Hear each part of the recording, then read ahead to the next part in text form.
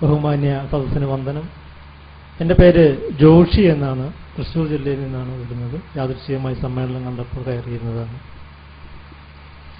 ചോദിക്കാനുള്ളത് കാരുണ്യവാനായ ദൈവത്തെക്കുറിച്ചാണ്. മോക്ഷം പ്രാപിക്കുക എന്നുള്ളതാണ് മനുഷ്യൻ്റെ ആത്യന്തികമായ ലക്ഷ്യം. എൻ്റെ സംശയം, മോക്ഷം പ്രാപിക്കുന്നതിന് പ്രവാചകന്മാർ പഠിപ്പിച്ചിട്ടുള്ള നിയമങ്ങളനുസരിച്ച്, ചിട്ടകളനുസരിച്ച്, അല്ലെങ്കിൽ മതം പഠിപ്പിച്ചിട്ടുള്ള എല്ലാ രീതിയിലും മാനവികമായ കാര്യങ്ങളും അനുസരിച്ച് ജീവിക്കുന്ന വ്യക്തികൾ, അപ്രകാരം എല്ലാ കാര്യങ്ങളും അനുസരിച്ച് ജീവിക്കുന്ന നീതിമാനായ, ഒരു കുറ്റവും പറയാനില്ലാത്ത, അതുപോലെ തന്നെ ജീവിച്ചു പോയാൽ മോക്ഷം പ്രാപിച്ചേക്കാവുന്ന വ്യക്തികൾക്ക് പോലും ദൈവം ധാരാളം സഹനങ്ങളും ദുരിതങ്ങളും കഷ്ടപ്പാടുകളും ദൈവം കൊടുക്കുന്നു. ഈ ചോദ്യം ഉന്നയിക്കുന്നത് പ്രത്യേകിച്ചും ഇക്കഴിഞ്ഞ സുനാമി ദുരന്തത്തിന്റെ പശ്ചാത്തലത്തിലാണ്. ലക്ഷക്കണക്കിന് ആളുകൾ മരിച്ചത് ഏതെങ്കിലും മനുഷ്യന്റെ പ്രവൃത്തി മൂലമായിരുന്നില്ല. ആ കൊല്ലപ്പെട്ട ജനങ്ങളിൽ നിഷ്കളങ്കരായ കുട്ടികൾ, ശരിയേതാ തെറ്റേതാണെന്ന് അറിയാത്ത കുട്ടികൾ, അതുപോലെ തന്നെ സ്ത്രീകൾ, അവരെല്ലാവരും വലിയ പാപികളോ മറ്റോ ആയിരുന്നില്ല. ഇവരെല്ലാവരും മോക്ഷം പ്രാപിക്കുമോ, അല്ലെങ്കിൽ അവര് ഇസ്ലാമിനെ കുറിച്ച് അറിയാതെ കൊണ്ട് മരിക്കുന്ന വ്യക്തികൾ മോക്ഷം പ്രാപിക്കുമോ? ആ കൊച്ചുകുട്ടികള് സത്യദൈവത്തെ കുറിച്ച് അറിയുകയോ ആരാധിക്കുകയോ ചെയ്തിട്ടില്ല. അങ്ങനെയുള്ള ആളുകളോട് ആ ദൈവം കാണിച്ചത്, അല്ലെങ്കിൽ അള്ളാഹു കാണിച്ചത് കാരുണ്യമായിരുന്നോ? അതുകൊണ്ട് നമുക്ക് അവരോട് ദൈവം കരുണ കാണിച്ചുവോ? കാരുണ്യവാനായ ദൈവമെന്ന് അവരെ വെച്ചുകൊണ്ട് നമുക്ക് പറയാനാകുമോ? അതേക്കുറിച്ച് എന്താണ് അങ്ങ് പഠിപ്പിക്കുന്നതെന്നാണ് അറിയാൻ ആഗ്രഹിക്കുന്നത്. Thank you.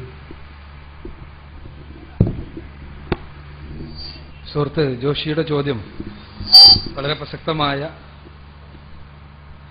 ചോദ്യമാണ്.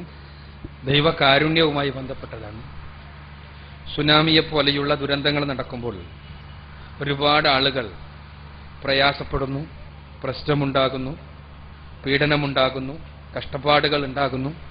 ഇതെല്ലാം ദൈവകാരുണ്യമാണ് എന്നെങ്ങനെ പറയാൻ കഴിയും?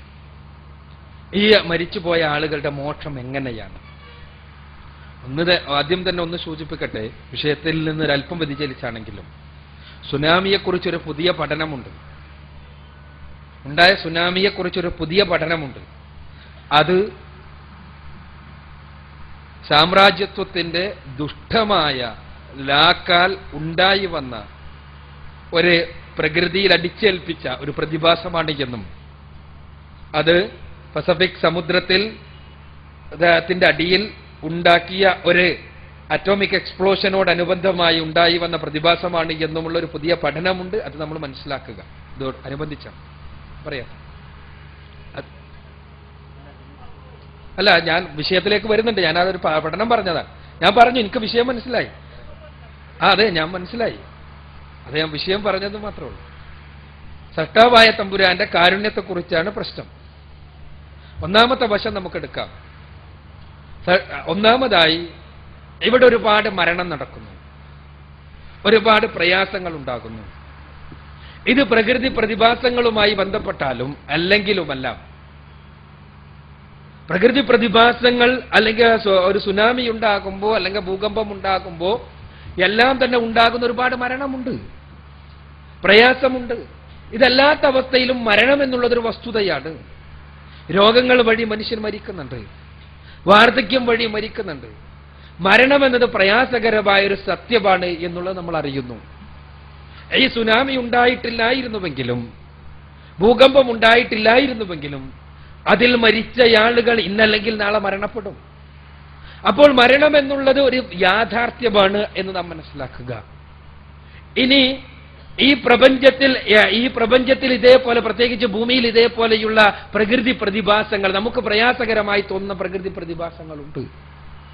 അതെങ്ങനെയാണ് ദൈവകാരുണ്യമാവുക? പടച്ച തമ്പുരാന്റെ കാരുണ്യത്തെ പലപ്പോഴും നമുക്ക് മനസ്സിലാക്കുവാൻ കഴിയുന്ന തലത്തിൽ തന്നെ ആയിക്കൊള്ളണമെന്നില്ല. കൃത്യമായി നമ്മൾ മനസ്സിലാക്കേണ്ടതുണ്ട്.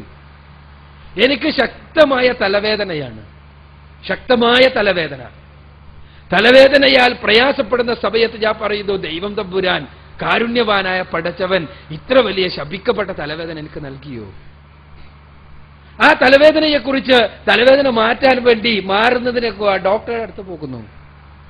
ഉടനെ ഡോക്ടർ എന്നോട് പറയുന്നു, ഒരു സ്കാൻ ചെയ്യണം. സ്കാൻ ചെയ്യുമ്പോൾ മനസ്സിലാക്കുന്നു തലച്ചോറിനകത്ത് വളർന്നു വരുന്നൊരു മുഴയുണ്ട്, ഒരു ട്യൂമർ ഉണ്ട്.